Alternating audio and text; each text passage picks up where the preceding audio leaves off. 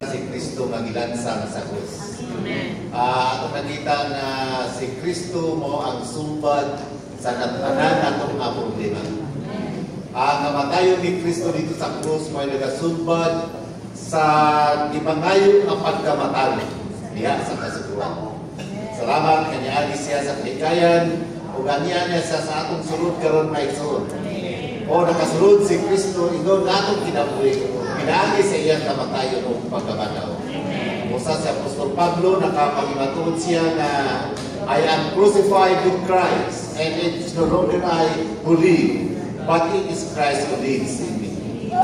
Furthermore, nag-discuss ko mga isong and the life which I now live in the flesh, I live in faith, the faith of the Son of God, who loved me and gave Himself up for me.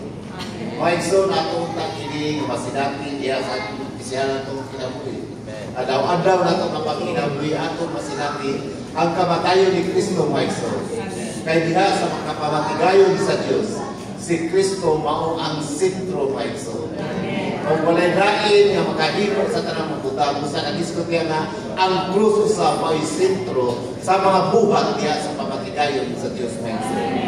Salamat nga pinaagi sa iyang kamatayon na ang nato ang higpit nga katungsanan. Nagsulbad sa tanan nato nga problema, mga isong.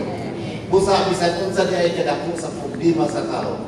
Apan kung si Kristo na ang iyang napahibuslan, mao kini sulbad sa atong problema, mga isong. Salamat sa Ginoo nga kanunay siya nagadasig kanato, mga isong. Nga atong gyud ikinabuhi si Kristo ingon nga sentro sa pamatigayon sa Dios. O ang atong pagbuhat niya sa sentro sa pamatigayon sa Diyos, si ang krus sa mga mahimong sentro, mga isong.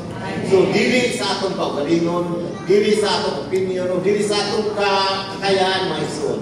Apan, pinaagi ngayon diha sa krus, mao kini ang paghimo o pag-accomplish na to sa pamatigayon sa Diyos, mga isong.